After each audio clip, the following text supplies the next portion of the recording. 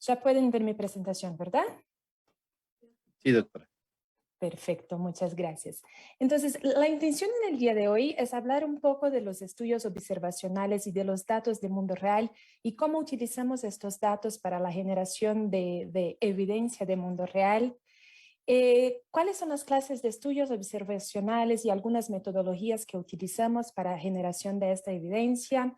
¿Qué son los registros? ¿Cuál es la diferencia entre generación de datos primarios y recolecta o uso de datos secundarios? ¿Cuáles son los tipos de registros que tenemos, entre otras cosas? Y también platicar un poco de la calidad de los datos y los retos que tenemos hoy en términos de generación de esta evidencia del mundo real. ¿Cómo podemos garantizar la transparencia en estos estudios y mantener los elevados estándares y la armonización de los datos? Entonces, antes de empezar, me gustaría hacerles una pregunta y que si pueden contestar por el chat. ¿Qué tan importante les parece que es la evidencia para la toma de decisiones en el ámbito regulatorio de medicamentos? ¿Cómo consideran? ¿Es lo único importante? ¿Es altamente importante? ¿Es la base inicial para empezar las discusiones? ¿O es poco importante y hay otros aspectos más relevantes? Les doy unos segundos para que contesten por el chat y más adelante entonces vamos a platicar de este tema. Okay. Bueno, ¿cómo obtenemos la evidencia en mundo real a partir de estos datos de mundo real? Entonces, los datos de mundo real son recompilados para generar una evidencia de mundo real, por lo que dependemos entonces de una pregunta científica. Necesitamos primero reconocer cuál es el gap de evidencia que tenemos, generar una pregunta científica y entonces considerar cuáles son los datos necesarios para contestar esta pregunta científica. Es esencial pensar con antelación o con anticipación qué tipo de datos yo voy a necesitar para contestar esta pregunta específica que voy a tener en mi investigación. Y si esta pregunta puede ser para fines regulatorios, de seguridad, efectividad del medicamento o no. Y basado entonces en esta pregunta, identificamos cuáles son los datos que necesitamos y cuáles son los diseños y métodos necesarios para utilizar para poder contestar entonces a esta pregunta científica. Algunos diseños y métodos que tenemos de estudios, empezando la diferencia entre los experimentales y no experimentales. Los experimentales son estos estudios que tenemos alguna intervención, o sea, el investigador interviene en el cuidado del paciente de una manera planificada en un protocolo del estudio y registra entonces el resultado de esta intervención. Aquí tenemos los estudios clínicos aleatorizados, los no aleatorizados, los estudios de laboratorio, estudios clínicos pragmáticos que vamos a platicar más adelante. Y por otro lado tenemos los no experimentales, que son los estudios observacionales. En estos estudios no hay intervención, seguimos el paciente en la práctica clínica normal y lo que hacemos es registrar lo que sucede en esta práctica clínica. Estos estudios pueden ser diferenciados por objetivo, descriptivo o inferencial o analítico. Los inferenciales también podemos decir analíticos. O por tiempo, prospectivo o retrospectivo. Prospectivo hacia adelante, retrospectivo hacia atrás. La diferencia entre los descriptivos y los analíticos es que en los descriptivos, en general, el investigador se limita a medir la presencia o las características o distribución de un fenómeno específico dentro de esta población específica del estudio en un corte de tiempo. Y los analíticos, por otro lado, ya pretenden tener una relación o definir una relación causal de un factor de riesgo al agente causal y con un determinado efecto. Vamos a platicar también en más detalle de esto más adelante. Bueno, en términos, los estudios epidemiológicos, ellos tienen el objetivo de buscar asociaciones entre dos factores, pueden ser o no de causa y efecto. Entonces, como les comentaba, el descriptivo nos dice qué pasó, por ejemplo, con la aparición de la enfermedad. Como ejemplos aquí, opciones terapéuticas, tasas de efectos adversos. Entonces, hay una exposición, que es un tratamiento, Hay el resultado, que puede ser progresión del tumor, muerte, y tenemos las covariables que pueden ser edad y sexo. Por otro lado, el inferencial y analítico, como les comentaba, esos ya buscan una relación causal. Entonces, ¿por qué algunos desarrollan la enfermedad y otros no? Y como ejemplo aquí hay estudios comparativos de efectividad, de seguridad y de demografía también. Entonces, como les comentaba, son usados para evaluar si hay una asociación entre la exposición y el evento del estudio y si hay realmente una verdadera relación causal o no. Y dentro de los estudios observacionales descriptivos o inferenciales o analíticos, como decimos, tenemos distintos tipos de estudios. Tenemos los estudios de cohorte y transversales en los descriptivos y los inferenciales, cohorte, casos controles y transversales. Estos estudios de cohorte, ellos siguen a un grupo de individuos a través del tiempo y evalúan entonces la incidencia de una enfermedad o de algún otro evento del estudio. Y pueden ser tanto prospectivos como retrospectivos.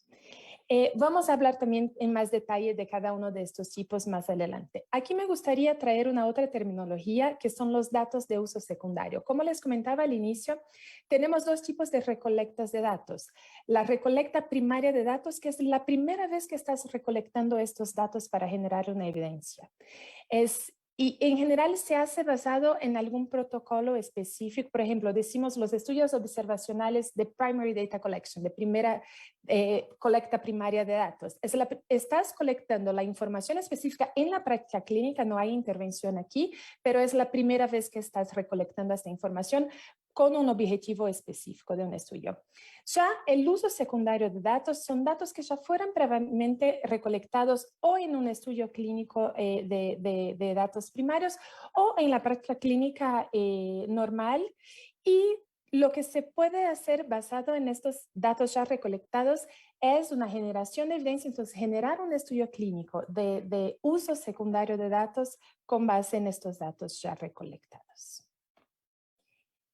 Entrando ya en algunos ejemplos específicos de estudios, empecemos con el cohorte prospectivo. En el estudio cohorte prospectivo, los eventos en el estudio de los pacientes no se conocen al comienzo del estudio. Entonces, en este estudio, la población del estudio se define por la exposición, y aquí un ejemplo, el tratamiento A versus B, o fumadores versus no fumadores como factor de riesgo, y los datos se recolectan conforme se siguen los pacientes a través del tiempo. Por esto, prospectivo, se va siguiendo estos pacientes a través del tiempo. Puede observar múltiples resultados por población expuesta, y luego se recopilan entonces estos datos a medida que el paciente es seguido en el estudio. Por otro lado, el cohorte retrospectivo, los eventos en el estudio de los pacientes ya se conocen al empezar el estudio. Entonces, la población del estudio también se define por la exposición, sea tratamiento A versus B, fumadores, no fumadores, pero los datos se recolectan retrospectivamente, o sea, estos datos ya están, desde aquí hacia atrás. Hay también los casos y controles retrospectivos. Entonces, aquí también los eventos en el estudio de los pacientes ya se conocen al momento de empezar el estudio, y la población del estudio se define por el evento en estudio. Y aquí un ejemplo, la progresión del tumor, el cáncer de pulmón, y luego se recolectan datos sobre la exposición de los pacientes, el tratamiento A, B, fumador o no. Y bueno, en el estudio de cohorte prospectivo se empieza entonces identificando un grupo expuesto y otro de no expuestos.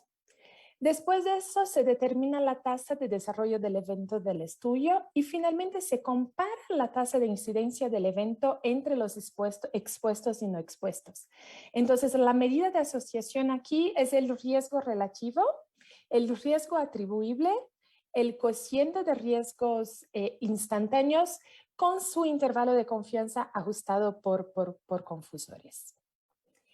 Por otro lado, en los estudios de caso y controle, el paso 1 es seleccionar los grupos de pacientes con y sin el evento del estudio.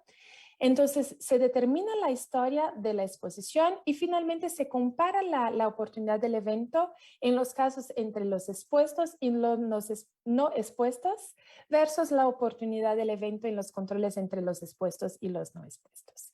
Y la medida de asociación aquí son la razón de oportunidades y su intervalo de confianza 95% ajustado por confusores. ¿Cuáles son los pros y cons de estos estudios prospectivos o retrospectivos y de estos diseños? Entonces, para los prospectivos en general son más costosos y laboriosos y necesitan una mayor precisión en la recolección de datos y en la secuencia temporal. Pueden tardar más tiempos porque estamos revisando los pacientes de aquí hacia adelante. Los retrospectivos son basados en datos ya recolectados y se trabaja en estos datos como estén. Y es más rápido, claro, de llevar a cabo, pero podemos tener algunos sesgos aquí. En términos de diseño, los casos y controles, la selección de controles puede ser engorrosa, puede ser susceptible a sesgo de información y vamos a hablar más adelante del sesgo de información y puede ser ineficiente para estudiar exposiciones frecuentes. Por otro lado, es un diseño relativamente rápido y económico y estadísticamente eficiente. Y el cohorte, podemos tener aquí confusión y vamos a hablar más adelante de esto también.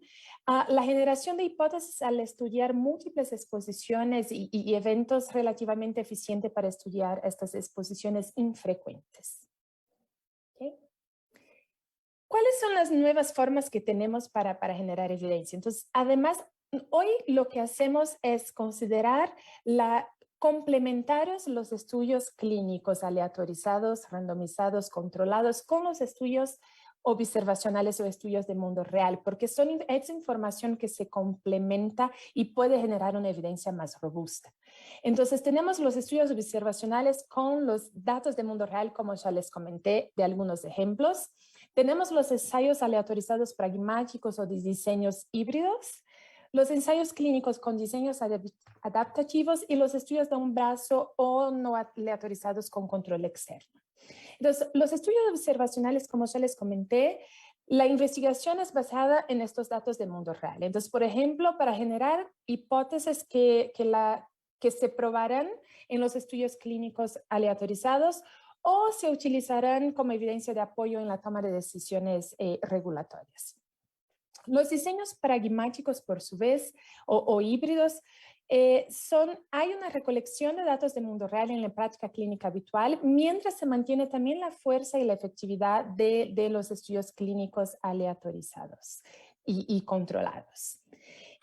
Por otro lado, los diseños de estudios clínicos adaptativos que se viene utilizando principalmente en algunos estudios durante esta pandemia para buscar soluciones para COVID. Hay algunos ejemplos de estos estudios adaptativos, fase 1, 2, 3, en el mismo estudio. Entonces, estos estudios permiten modificaciones a lo largo del estudio, pero son modificaciones preplanificadas y son hechos de manera prospectiva a uno o más aspectos del diseño del estudio, y esta modificación es basada en la acumulación de datos que vamos recolectando a lo largo del estudio.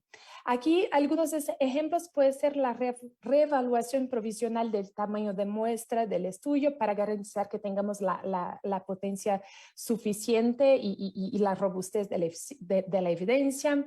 La adaptación de la relación de asignación, entonces para garantizar que más pacientes reciben el tratamiento superior, el abandono de tratamientos inferiores que ya se puede revisar basado en la recolecta de datos dentro del estudio, la adición de nuevos datos y de nuevos brazos, de tratamiento para ahorrar entonces tiempos y recursos o enriquecimiento de la población para reducir el alcance del ensayo clínico. O por ejemplo, cuando ya al inicio del estudio se ha visto que una población específica se puede beneficiar más de este tratamiento, entonces se empieza a poner población con estos criterios específicos. Estos son los estudios clínicos adaptativos. Y finalmente, los estudios de un brazo no aleatorizado con control externo. Son estos estudios que usamos un brazo de mundo real, principalmente en enfermedades huérfanas o enfermedades raras. Utilizamos un brazo control de mundo real dentro de un estudio clínico controlado aleatorizado. Bueno, y los registros, ¿qué son básicamente los registros? Los registros son básicamente estudios observacionales prospectivos, pero en los registros lo que hay es la recolecta de información para la construcción de un base de datos. Aquí no hay un análisis de esta información. Se pueden generar estudios adicionales para analizar esta información ya como un secondary data use, o sea, un uso secundario de estos datos. Pero los registros es la primera vez que se está recolectando esta información para generar un base de datos específicos basados en datos específicos que se está recolectando en un protocolo de estudio. De acuerdo con FDA y IMA, los registros son sistemas organizados entonces, que utilizan estos métodos observacionales para recopilar estos datos de manera uniforme sobre una población definida que puede ser por una enfermedad, afección o por una exposición en particular. Más adelante vamos a hablar un poco de los tipos de registros que tenemos. Y esta población se sigue a lo largo del tiempo, entonces son estudios prospectivos. Un registro es un estudio observacional prospectivo y de pacientes que comparten características específicas y esta información se recolecta a través del tiempo y de eventos bien definidos en un protocolo de estudio.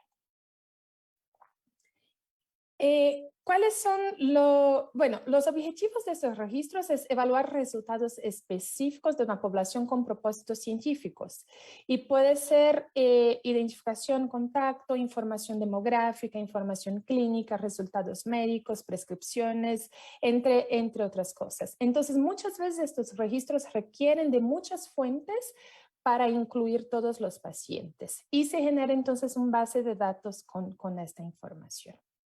¿Cuáles son los tipos de registros que tenemos? Podemos tener registros de enfermedad, o sea, basado en una enfermedad específica, por ejemplo, pacientes con esclerosis múltiple.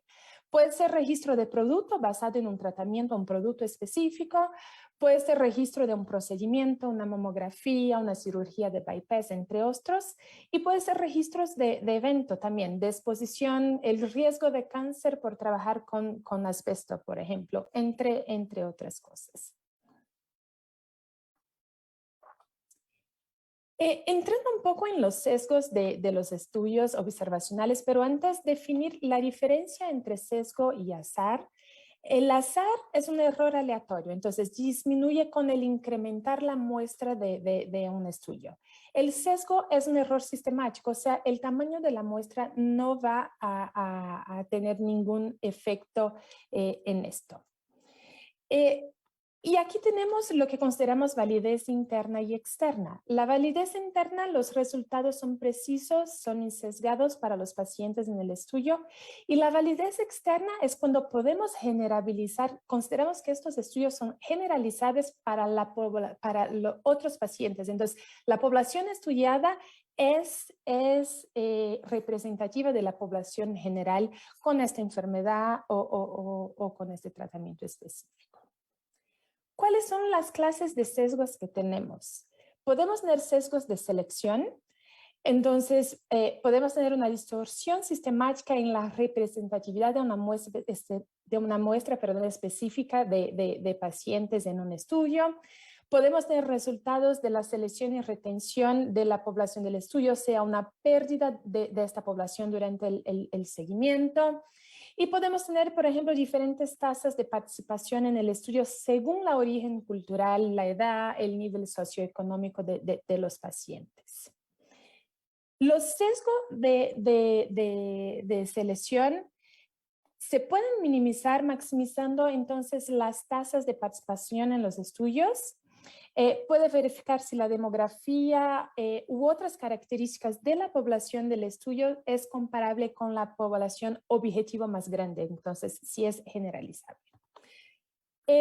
Sesgo de información pueden ser la distorsión sistemática en los datos en estudio derivada de un error de medición y es el resultado de una medición deficiente, o sea, puede ser por ejemplo, una clasificación errónea. Y esta medición deficiente de alguna o más variables del estudio, por ejemplo, exposición, eventos, factores de confusión, entre otros. Y sesgo de confusión, que es el sesgo debido a un tercer factor que distorsiona la asociación entre exposición y el evento del estudio.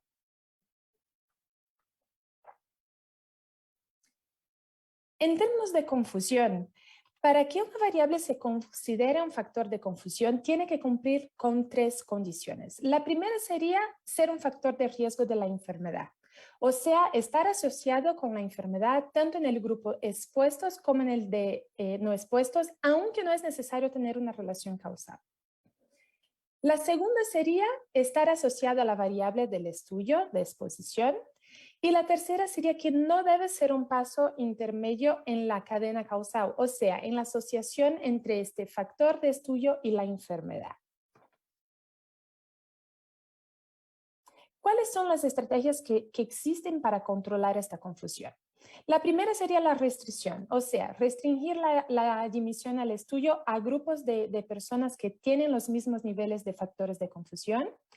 Minimizar la confusión asegurándose de que las distribuciones de los grupos sean similares.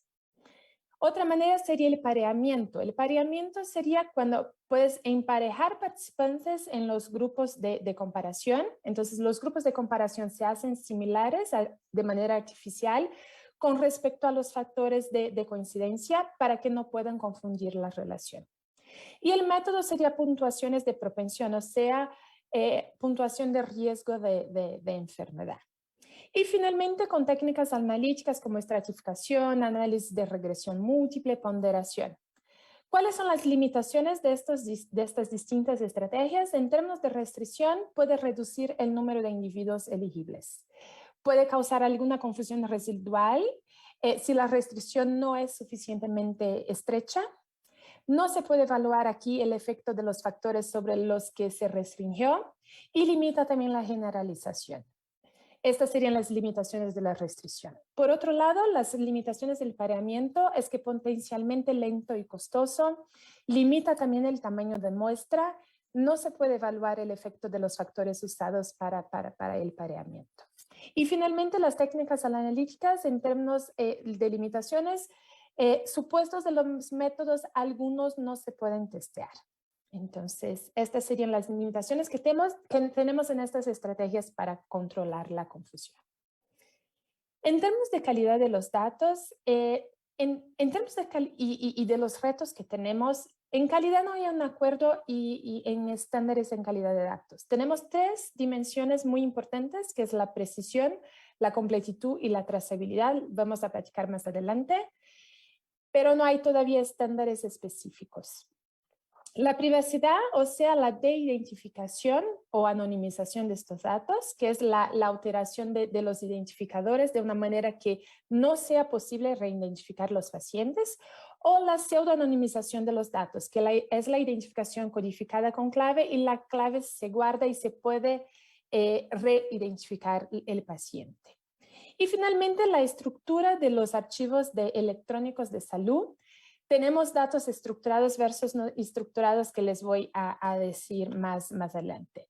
Los estudios, la recolecta de datos de mundo real se origina en pacientes individuales y estos pacientes esperan que el procesamiento de sus datos no viole sus derechos a la privacidad. Entonces, esto se puede lograr, como les decía, mediante la anonimización de datos. O sea, quitamos todos los identificadores de una manera que no sea posible reidentificar estos pacientes y consideramos todos los medios razonables y probables de ser utilizados. Sin embargo, puede existir ahí alguna información tangible y relevante para un paciente individual que se derive del análisis de estos datos y que puede ser que sea deseable tener un nuevo contacto con estos pacientes o recolectar información adicional. Entonces, esto, sin embargo, requiere entonces la eliminación de esta identificación. Entonces, tendríamos que reidentificar qué es lo que decimos la pseudo-anonimización que les comenté. Y bueno, entrando un poco en los datos estructurados y no estructurados, lo estructurados son datos que son claramente definidos y que tienen estos patrones, que los hacen fáciles de buscar. Aquí como ejemplos, dentro de los archivos electrónicos son datos como edad, sexo, entre otros. Los no estructurados son todos los demás, o sea, son datos que no están realmente estructurados de manera uniforme y entonces no es fácil de buscar o agregar o vincular, es decir, no son interpretables, perdón, en un formato digital. Aquí como ejemplos de estos datos no estructurados son notas a mano de médicos, informes de laboratorio, imágenes, datos de sensores, archivos de vídeo, entre otros. Lo que pasa es que hasta el 50% de los datos de archivos electrónicos médicos son no estructurados. Y estos datos, en la mayoría de los sistemas de salud, estos datos clínicos básicos están enterrados en notas de textos no estructuradas, lo que, como les decía anteriormente, dificulta agregar y la utilización de manera uniforme de estos datos. Hay distintas fuentes de registros electrónicos de salud y hay variaciones también de cómo se ingresa esta información y es lo que generan estos datos no estructurados. Entonces, por ejemplo, cada hospital, proveedor de atención médica o médico o enfermero o profesional de la salud puede tener su propia manera de describir la condición y el desarrollo de un paciente.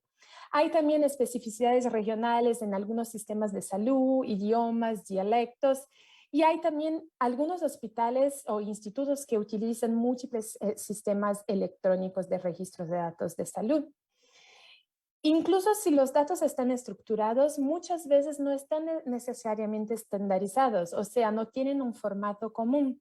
Y también hay entonces la necesidad aquí de acordar la estructura de datos estándar y el desarrollo de métodos para poder estandarizar estos datos, entonces poder recompilarlos y utilizar estos datos para generar en el futuro evidencia de mundo real. Bueno, una otra pregunta aquí para ustedes. Si el gobierno de su país fuera a invertir en una única infraestructura con el fin de recolectar datos para la toma de decisiones clínicas, ¿ustedes abogarían por archivos médicos electrónicos, por registros de enfermedad, por registros de producto o ninguno? Sería mejor invertir el dinero en otra cosa. Si pueden contestar por el chat, les agradezco.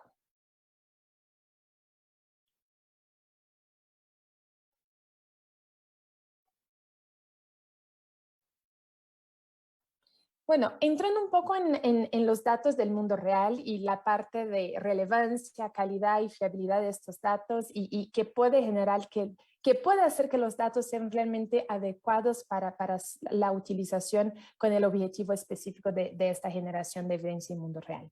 Entonces, empezando por la relevancia, los elementos clave en la relevancia sería la exposición, evento, covariables, enlace a nivel de paciente, si estos datos son representativos, si hay una muestra suficiente de pacientes y cuáles son las medidas que se van a utilizar a través del tiempo.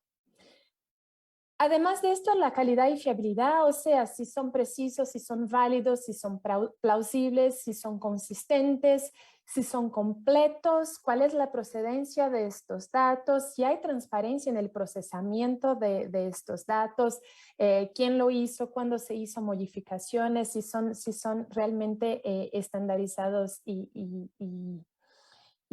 precisos y válidos. Y finalmente, esto genera que los datos sean adecuados para la utilización en el mundo, para generar la evidencia del mundo real.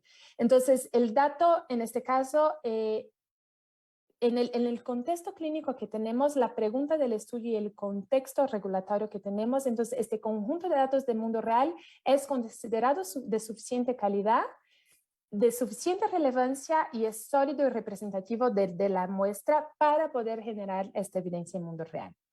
Entonces, un conjunto de datos en mundo real debe de siempre evaluarse de esta manera, si es adecuado en estas tres dimensiones que les comenté, para poder entonces tomar decisión de seguir adelante con la utilización de estos datos para la generación de evidencia.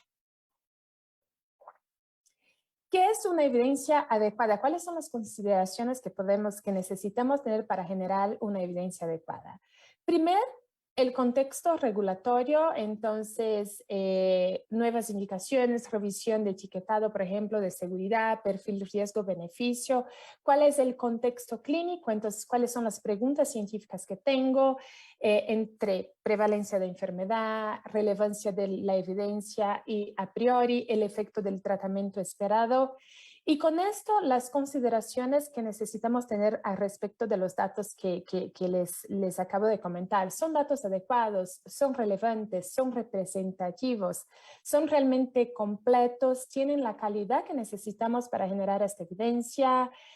¿Tienen la confiabilidad y validez satisfactoria? Conocemos el origen de estos datos, es transparente cómo fue toda la parte de procesamiento de estos datos. Y finalmente también las consideraciones al respecto de los métodos, no solamente de los datos. ¿Cuál es el método cuál es el método necesario para poder contestar la pregunta científica que tengo? ¿Es este método suficientemente riguroso, creíble? ¿El procedimiento analítico fue apropiado? ¿Produce una evidencia tangible o no? ¿Hay una interacción entre la evidencia clínica y la margen de certidumbre? Y finalmente, con todas esas consideraciones podemos generar una evidencia de mundo real adecuada para la toma de decisión en distintos niveles. ¿Cuáles son algunos puntos específicos que necesitamos tener para verificar la alta calidad y garantizar la alta calidad de estos datos para poder generar una evidencia robusta? Entonces, primero, la profundidad clínica. Entonces, necesitamos realmente datos detallados para permitir una interpretación y una contextualización adecuada. La completitud, como les comentaba, de estos datos, la inclusión de la información de manera estructurada y no estructurada, pero respaldada con una comprensión profunda de la experiencia clínica del paciente. El seguimiento longitudinal, o sea, la capacidad de revisar el historial y del tratamiento y realizar un seguimiento de esta experiencia del paciente en el tiempo, que es el patient journey que decimos. El control de calidad de estos datos, o sea, tener procesos realmente sistemáticos implementados para garantizar la precisión y la calidad de estos datos. La oportunidad y actualidad, o sea, el monitoreo oportuno de patrones de tratamiento y tendencias en el mercado para obtener entonces información relevante para la toma de decisiones.